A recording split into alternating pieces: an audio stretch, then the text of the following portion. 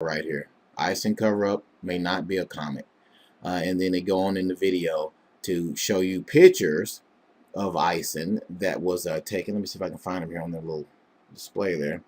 They go here and they show you different pictures of Ison, like right there, which makes Ison look like it's broken up into three different parts, or there's three different objects inside of Ison.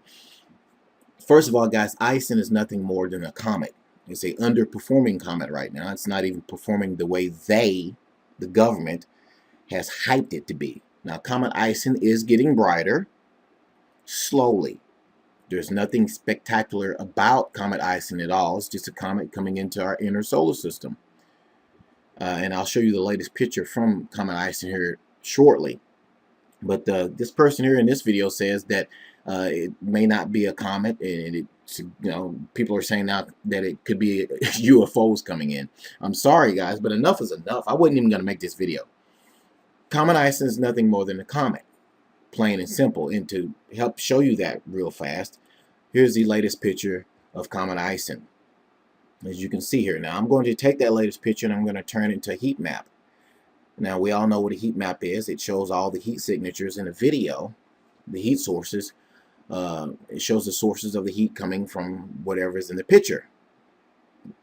Now, Comet Ison's in the center of the picture. Now, if you zoom in on Comet Ison on this latest picture, do you see three objects emitting any heat from the nucleus of that comet? No. That's because Comet Ison just has one coma, and there's no three different objects inside of Comet Ison emitting different signatures or different heat signatures at all. Comet Ison is nothing more than a comet, guys. I don't know why he made this video and said this or suggested this. I mean, the video has 90,000 plus views. Okay, it could be that he just wanted to up his view count on his YouTube channel. I don't know. I'm not trying to attack him. But do you guys remember Comet Elenin? Some of these same people here said Comet Elenin was a UFO and that it had inbound objects coming in with it. We all know what ultimately happened to Comet Elenin. It wasn't a UFO. It was a comet that literally broke apart. All I'm saying is, guys, Comet Ison is a distraction. Anytime the government tells you to watch something or to pay attention to something, it's only because they don't want you paying attention to something else that's going on. For example, remember Nova Delphini 2013? What did NASA say about Nova Delphini 2013 when it happened? Nothing. They didn't even mention it. All they keep talking about is Ison. There has to be a reason why they're constantly talking about Ison and nothing else is going on in the heavenly skies. Use common sense, guys. Wake up. Stop biting into this hype about Comet Ison. There's nothing extraordinary about Comet Ison at all so far. Nothing. It's just a comet, nothing more.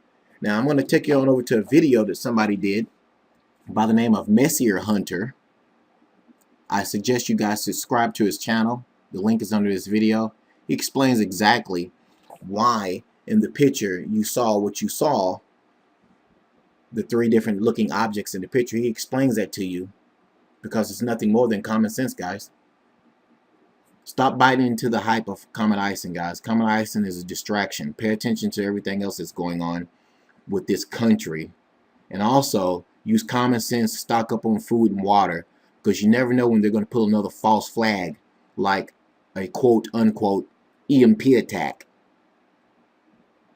Don't run in fear, guys.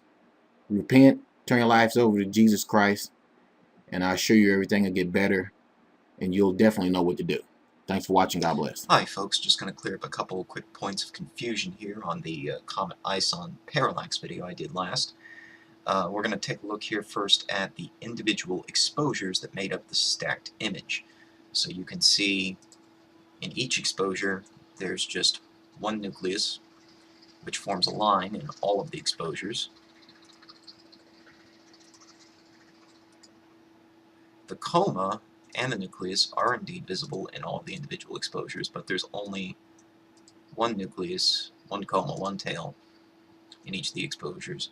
And when it makes that sharp turn, if you actually look at the full scale of the image, you can see that it is still a line. It's a shortened line, but it's a line nonetheless with a bend to it. And so when you stack all those images together, here's what you get. You can see what looks like 5 objects, but it's from 5 different exposures stacked together. The stacking is done with the stars aligned, and so the comet, which moves, forms a series of dashed lines, each dash representing one of the exposures. You can also see that the coma and the tail actually do exhibit parallax as well. If we look at, say, the first image and compare it to the stack, you can see the coma and tail is much thicker, much bigger than in just the individual image. In fact, if you look, you can clearly see the coma here is moved up, just as it did in the exposures. Okay, so the coma and the tail are exhibiting parallax as well, and it might be easier to visualize this whole process if we look at it from the opposite direction. So if we take Celestia and put our camera at the position of Comet Ison and look back towards Hubble during the orbit where it took these pictures, here's what we see.